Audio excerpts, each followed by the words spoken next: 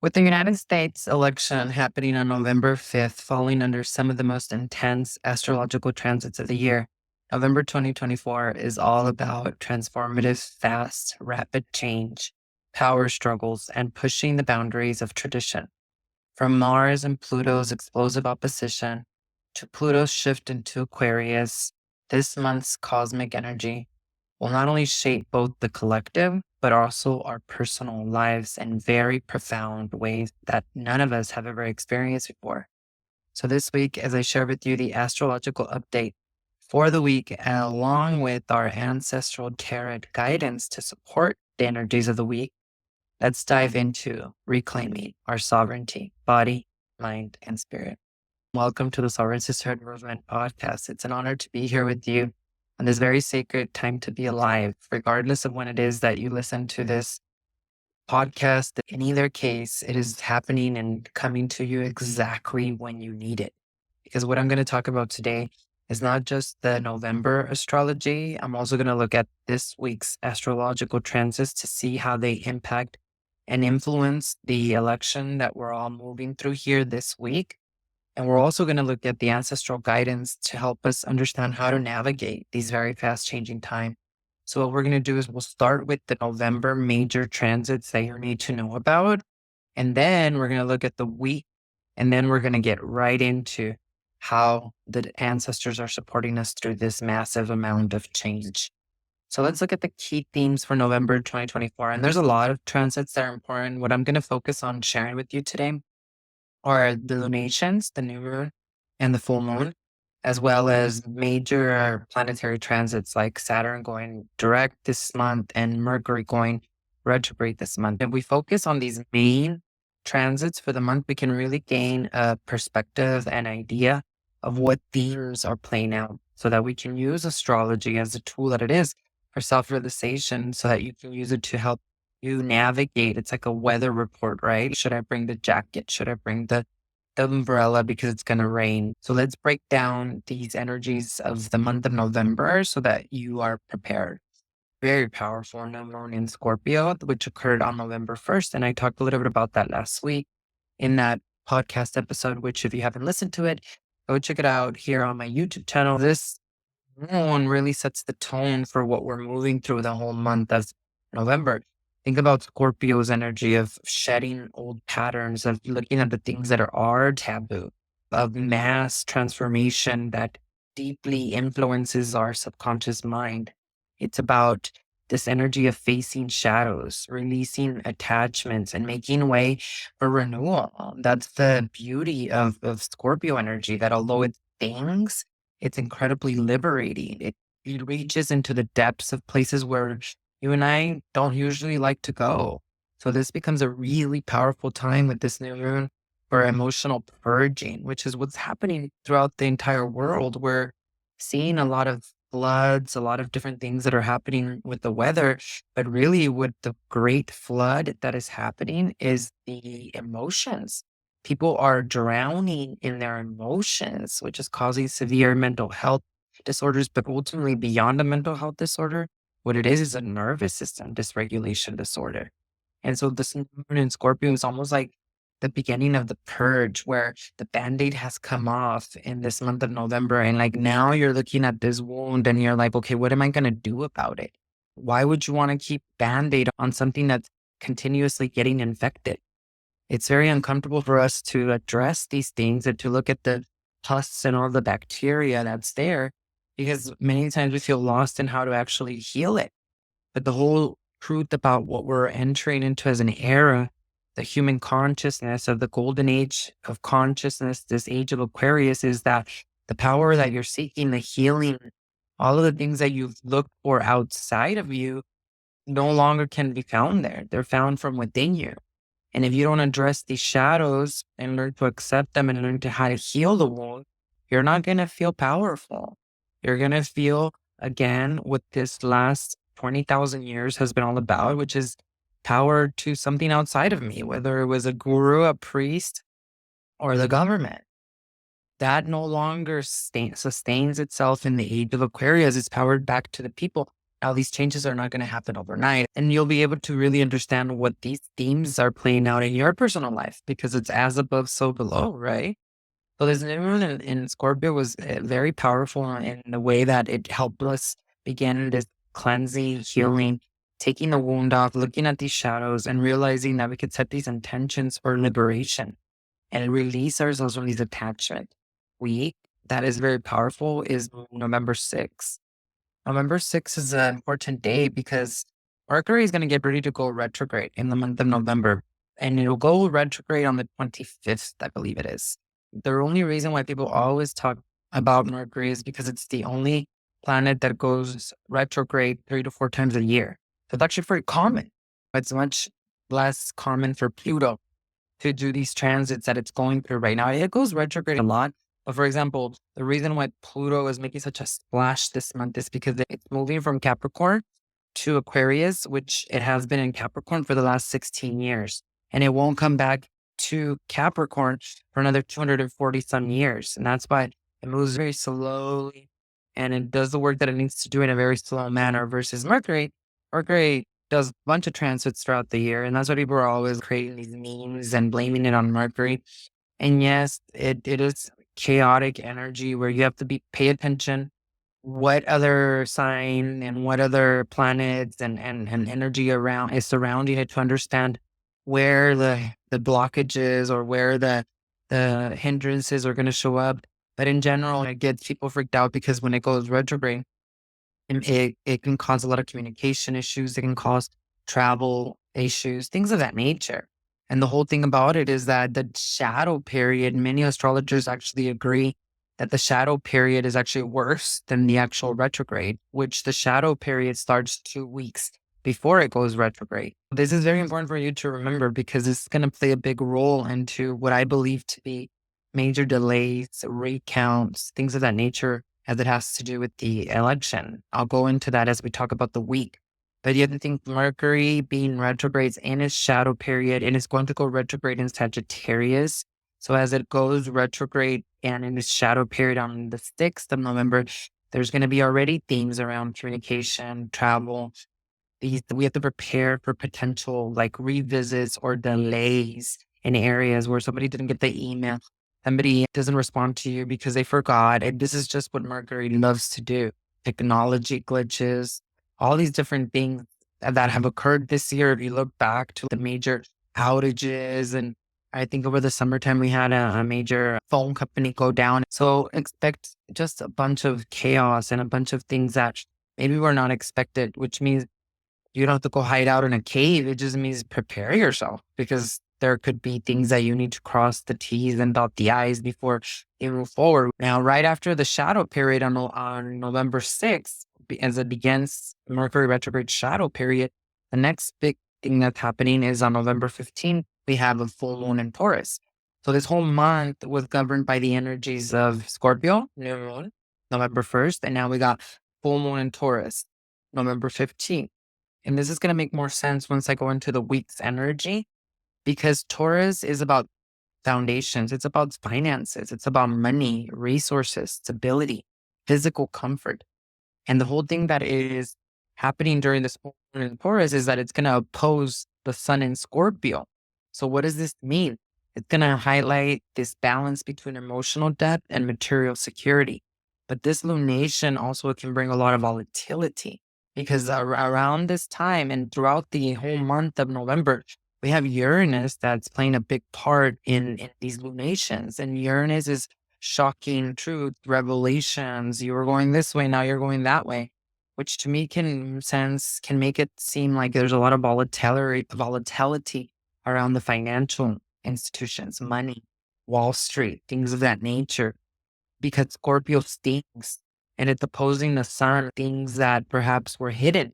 And they were hidden for a reason, right? And hidden in Taurus means something that has to do with resources, with stability, with money. Again, looking at Wall Street, there could be a lot of volatility, or perhaps there could be some really big news that have to do with that, which can further cause a delay in getting the results for the election, which again, we'll address here in a few moments.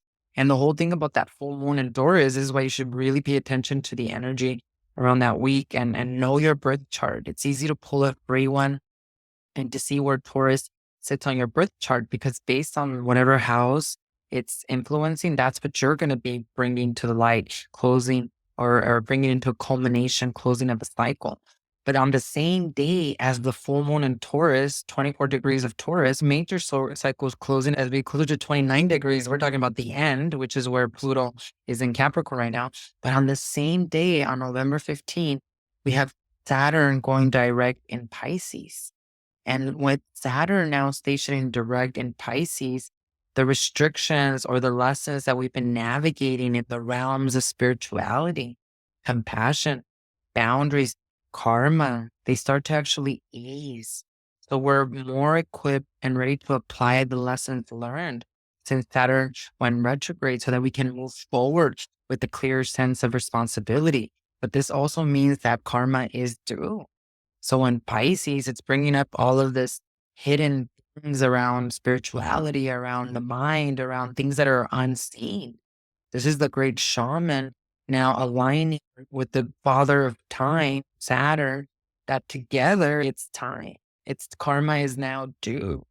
So this full moon in Taurus with Saturn direct in Pisces can just be a lot of revelation on things where karma is now due, where if you're someone who has been doing a lot of shadow work, facing yourself, facing your fears, this could be momentous for you. This could be breakthrough. This could be financial windfalls for you. But for those of us that are not changing their minds and connecting themselves closer to God, this can be very painful and very volatile energy. It's only about 1% of humanity that is actually facing their shadow and really walking the Christ consciousness, but we only need 1%. We only need one person to accept the atonement and to awaken, fully self-realized, for all of us to awaken. So thank you for doing the inner work. Now, right after that is the biggest transit of the entire month. And we've been waiting for this all of our life. On November 18th, Pluto finally enters Aquarius. And this is huge because it's leaving Capricorn after 15, 16 years since 2008, marking a major shift in societal focus towards innovation, technology, collective reform, power to the people. So this transit is reshaping all of our power structures. It's pushing us towards progressive changes and equality. And over the next 20 some years, Pluto in Aquarius is going to transform all social networks, the way we connect, and how we address all of these collective humanitarian issues. And that's huge. That's why, as I go over this week's energy, this will be the last election as we know it. The next election, if there is even an election, it might look completely different. We might not even call it an election. And this is not something for you to be afraid of. Remember, Pluto has been doing its Pluto return on the United States of America, because in 1776, when the United States of America was being formed, that's the inauguration. That was the birth chart that was basically formed for the United States of America. And countries go through Pluto returns. The United States of America is going through its Pluto return, which means nothing will be the same. In Capricorn, we're talking about governments. When the Roman Empire went through its Pluto return, it completely collapsed. This is something for us to prepare, to look at opportunity. Do you know how many billionaires are made every time the real estate market crashes? Because if you're in the doom and gloom, if all you're looking at is what's not working and you're only hanging out with people that are not seeing opportunity, you're not going to see the opportunities.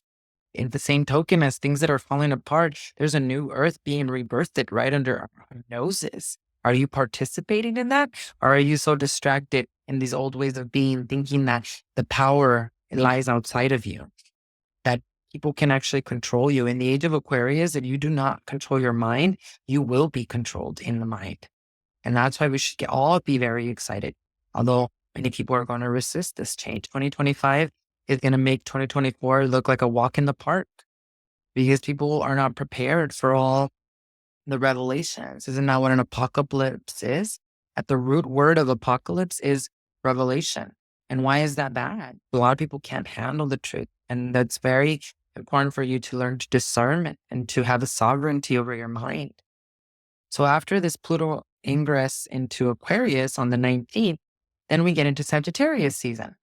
So that's on the 21st with the sun now in Sagittarius. Now we're leaving this expansive energy of Scorpio and turning into this optimistic, adventurous aspect of the energy of Sagittarius, where it's supporting exploration, travel, learning. It inspires us to seek the bigger picture and to open our minds to new possibility, which is where the innovation and the change actually come in this new energy of Aquarius. It's not just your relationships, it's not just your money, it's not just the way you govern yourself or the government and everything at the same time. So I really love the Sagittarius energy so that it could help us really hone in on this expansive, optimistic energy so that we can have more than faith in humanity. All the things that are falling apart right now, I was just sharing with my sister these things that are being revealed, and they were like concerned. Or my sister was like, "Are you worried about that? Or are you upset?" I'm like, "No, I see God's hand everywhere. God's work is at play in bigger ways than none of us could have ever imagined." And that's why I'm so excited, because the Band-Aid has finally come off. We're all looking at the wound and we're now all addressing the wound. And because of that, only healing is inevitable. Now, a lot of people are not going to be able to sustain the pressure of this new era, of this new consciousness, because of the chronic stress and the inability to really face ourselves. That's why shadow work is so important. And the sun and Sagittarius can make us feel a little bit lighter to actually do this, to see these new possibilities and to not lose our faith in humanity and in ourselves.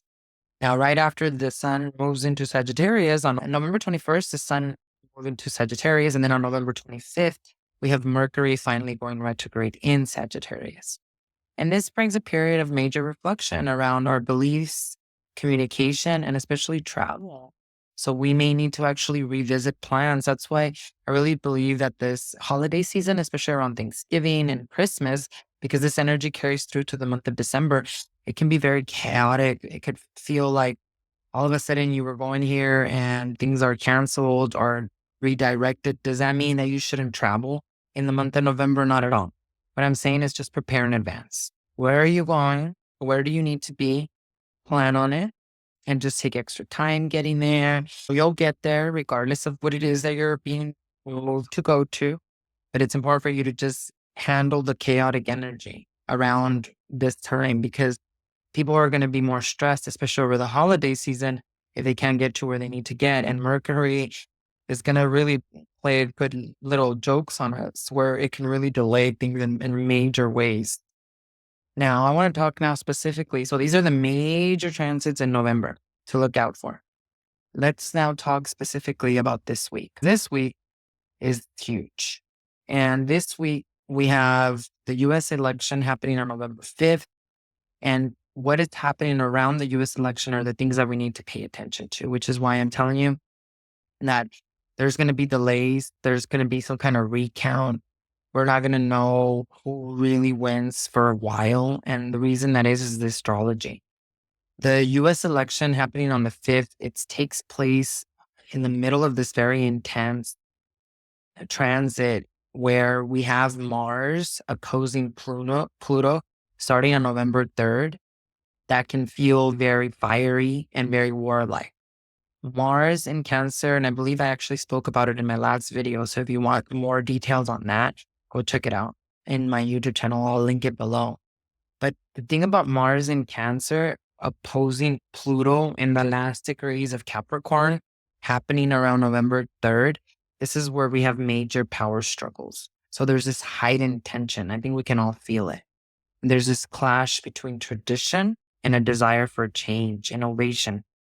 Now that we're entering into Aquarius, this is where emotions are running high. And there could be like this contentious or even unexpected developments just before the election. So pay attention to what happens on the 3rd, on the 4th, because this aspect is suggesting that I believe the candidates or leaders could experience fierce opposition or public scrutiny, especially around themes of security, family values, and governance. It's very warlike. It's very combative. It's very, I want change, but I don't know how to get there, which can create more tension around this week, which is why it's so important for you to ground yourself and for you to set boundaries and do not go to places where you know that there's going to be this energy of opposition. Why would you put yourself in the lion's den? This is not a time for you to do that. It's a time for you to stay grounded. And the other reason why it's a time for us to stay grounded is because on the same day, on the 3rd, Venus is also opposing Jupiter. And this aspect brings this expansive, but almost exaggerated energy. Venus is your value systems. So there's a big chance of what we're seeing right now, polarization, with opposing sides becoming way more vocal about their visions and values. There could be also an overestimation of promises or ideals, as Venus and Jupiter can amplify optimism without really grounding it in practicality. So people need to learn to discern. And then on the 4th, there's this transit where the sun is training Saturn just the day before the election. And this is actually a harmonious trine between the sun and Saturn. And it can provide a sense of stability and even calm in the middle of the chaos. It's supportive so that it favors responsible decision making, and it actually encourages maturity and leadership. So what I feel like it's going to do, it's going to bring a reminder to voters of the need for stable, practical solutions to social issues. And then during the same week, on the 6th, right after the election, this is why I believe that there will be a delay, that we will not know who the winner is. There will be something that where there's going to be a recount, or it was just too close to call it. The reason that is because on the 6th, Mercury enters the shadow period that I was talking about before it goes retrograde on the 25th. So we're talking about communication and information that becomes scrutinized. Information flow could be questioned or delayed. There could be a concern over transparency, particularly with regards to election results or media coverage. Mercury, remember, is retrograde in Sagittarius, so very idealistic. It's outspoken. So expect post-election conversations to be very intense and very divisive. This is the last election in the Pluto in Capricorn cycle. Pluto goes into Aquarius on November 18th. The United States of America, it's going through its Pluto return. There will never be another election with Pluto in Capricorn. That's why Elon Musk, we've heard him say that he says that you need to all go and vote because this is the last time there will be an election. I do like to study the astrology, and I like to look at what's happening in neutrality because it gives me a bigger picture of where the collective consciousness is going. And remember, as above, so below. So it tells me a lot also of what's happening inside of me. But with this election, there's going to be delays big time. You're not going to know on the 5th. And you might not even know until later in December. There's a lot of ways that Mars and Pluto are going to come back and replay this volatility, especially around December 6th, where maybe by December 6th, because Mars and Pluto is very involved, then what I would say is perhaps by then there's a recount, but people are still opposing it. They're going against it. So even by December 6th, we're going to see another climax of energy, opposition, where we still may not even know. Because Pluto then in Mars, that energy makes another entrance around the inauguration in January. So volatility, opposition, the old with the new. So this is a one-of-a-kind election. As much as many astrologers have tried to predict who's going to win by looking at the birth charts of each of the candidates, it's nearly impossible because of the way the energy, it's so original. It's so basically one of a kind. It's harder to look at these patterns because anything can happen based on the volatility of the transits. In either case, remember, Uranus is playing a big part in this. Around the full moon in Taurus, November 16th, the sun is going to be opposing Uranus. This indicates potential shocks or sudden developments. Uranus brings unexpected. So this could reflect a lot of changes in public perception or unforeseen challenges to the election outcome. And what I think is going to happen is that there's going to be a brand new way of voting, maybe not even having the same type of leadership, or at least some kind of amendment done to the constitution that changes voting and changes the way these officials are elected. Because remember, Pluto's entering Aquarius on November 19th. So this is a major societal turning point. It calls for new approaches, whether we like it or not, to governance, to technology, to social structures.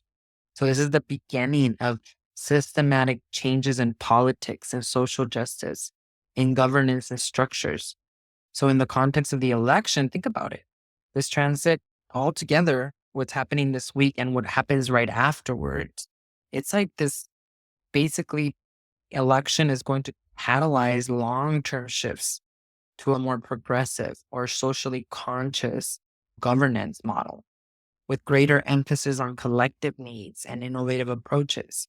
And those that are not following in that rhythm of energy, they will self-destruct. They will not sustain the pressures of the age of Aquarius. So in either case, this is going to be an incredible time with lots of delays, miscommunications, and confusion, where it's so important for you. Remember, as above, so below. And as we look through the ancestral guidance this week, it's so important for you to learn the lessons of Pluto and Capricorn in the last 16 years, that the power is not outside of you, it's within you, and that you don't have to be afraid of it. There is no intermediary in the age of Aquarius. You don't need the priest. You don't need the guru. You need yourself. You need God, a relationship with God. Coaches are great, but stop idolizing, because what's in them, it's in you. That's the big lesson of Pluto into Capricorn, finally moving into Aquarius. So as we navigate November's very powerful energies, remember that these transits, they're not just about the election or external events. They're about the shifts that are happening within you. This month is going to challenge you to confront what's outdated, to release what doesn't serve, and to make space for a brand new era, a brand new foundation that aligns with your higher vision, not what society wants from you, not what your parents want from you. So this is a time for you to embrace the opportunities for growth and transformation, to liberate yourself and not be a puppet or a sheep being herded by fear, and to know that the changes that we make internally in our mind absolutely lead us to a more sovereign and authentic future. So this is a very exciting time to be alive. And just know that out of chaos, there's order. And that although it looks grim and it looks like everything is being destroyed, that there's so much to look forward to. So don't miss out on that opportunity to do and to be part of that. And now let's turn to this week's ancestral guidance for further clarity on how you can navigate this week's energy. So let's look at now the 3-card reading for the week, as I also pull 3 cards every week that I actually share these in my community Satna in every Monday. Then I like to bring it out to all my audience and the community here on YouTube, because it's exactly what we need. It's this knowing that our ancestors are always with us and that they're always guiding us and that we're never, ever alone. It's beautiful to see how the ancestors are coming back in this existence. She's not even Peruvian. How did that happen? Now, the person that's running against him in the election is actually an indigenous person who comes from the Inca Empire. Our indigenous ancestors are awakening within our DNA, and they're showing their ways and leadership in so many ways. I see the same changes happening in Mexico with the Mayans and the Mexicas, and now us really tapping into that wisdom, knowing that they were way more advanced than us, then we could totally revert back to their way of being and living. One of the things that's going to change humanity forever is understanding our own origins, understanding that we come from these intergalactic star system members like the Pleiades or many other ones that exist. We have that DNA, and that has been hidden from us. And there's going to be a lot of shock around it. But once we truly understand where we came from, that's what's going to bring the whole generational healing journey home. So the first card that we received in the immediate past is the Ace of Swords. However, it is reversed. And as you can see, it is a sword, but it's a very elaborate sword. It has layers of obsidian. It's created with the most beautiful, elegant, priceless tools and materials. And this Ace of Swords upside down means the first message that I got is like, how much time in the past we had spent woven and weaving our traumas into this tool to protect us.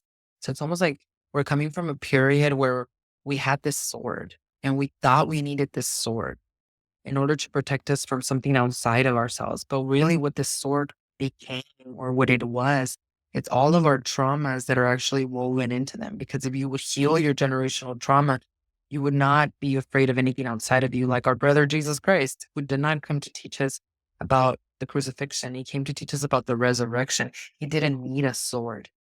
So you're coming from a past where you owned and you surrendered to being the spiritual warrior, where you now are understanding that it's important to choose your battles wisely.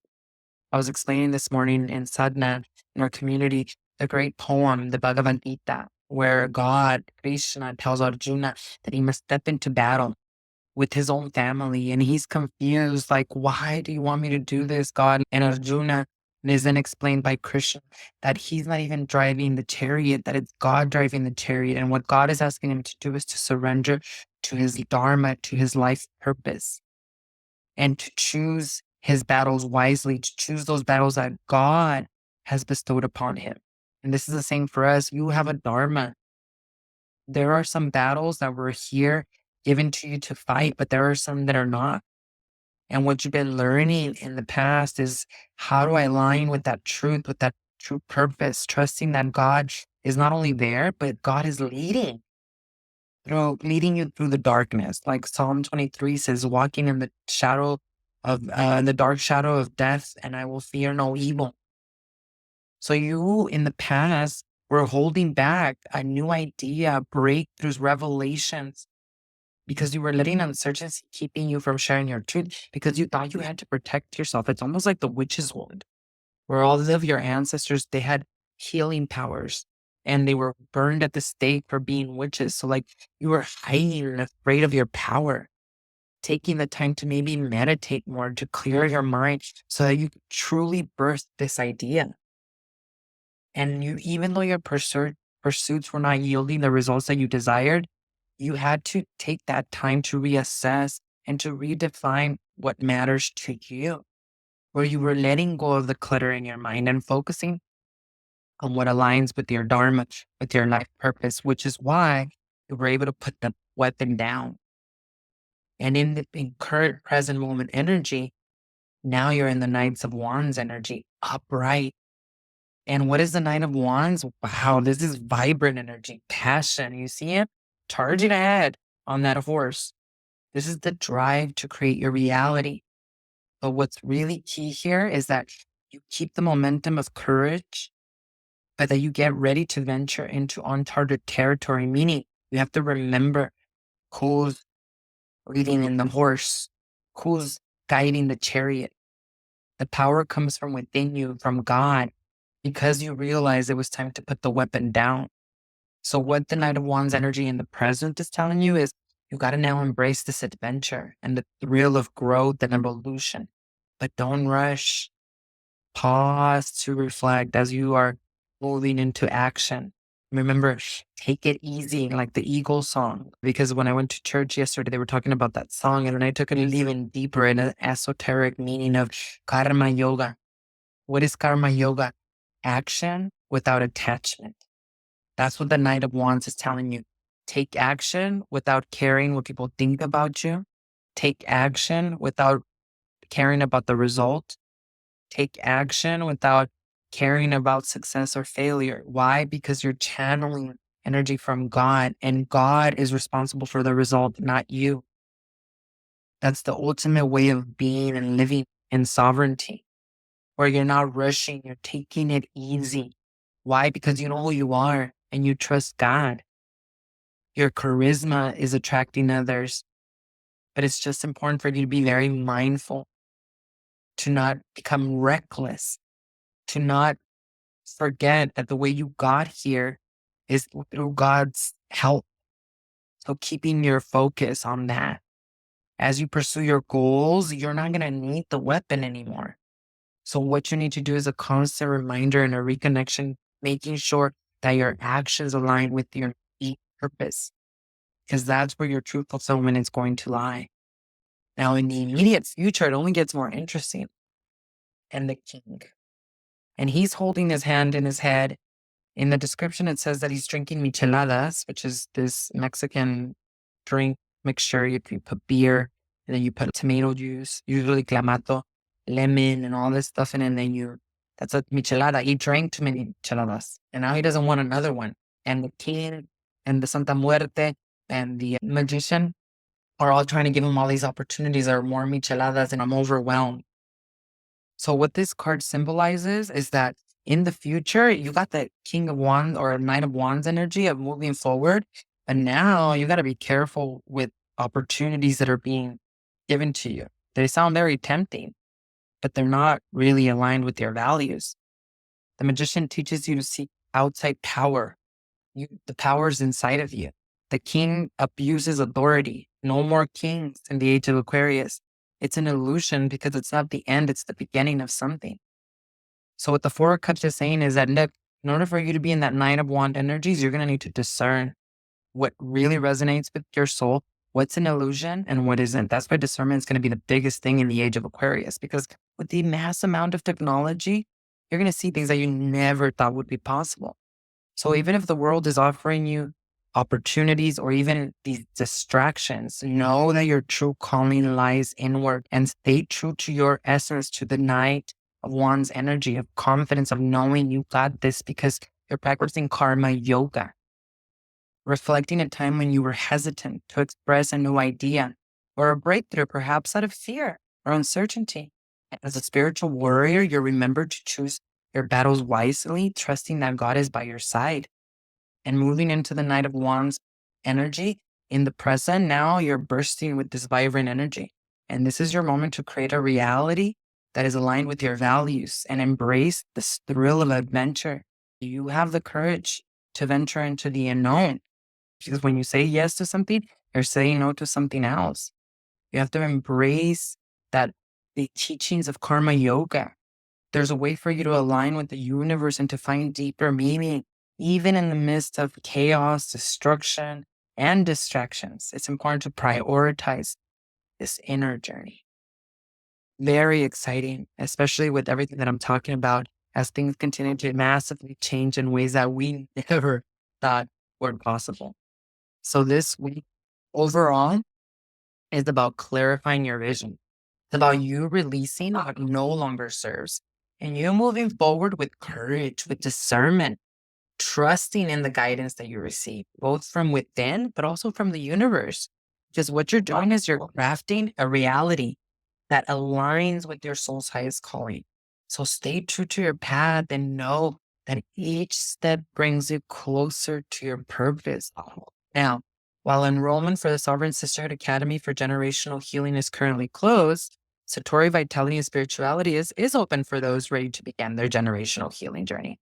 At Satori, we focus on increasing your vitality, which is the essential life force that fuels your physical, emotional, and your spiritual well-being. Vitality is about more than just energy. It's about cultivating a strong foundation that supports your nervous system regulation and the brain rewiring of any patterns of generational trauma. And this is absolutely crucial for breaking free from ancestral patterns that may have held you back for many generations. By enhancing your vitality, we focus on that first. What you're doing is you're empowering yourself to navigate the challenges of life with resilience and with a lot of clarity. In our community, you basically discover and embody the practices that invigorate your spirit and restore balance, allowing you to basically embark on this deeper generational healing journey with confidence.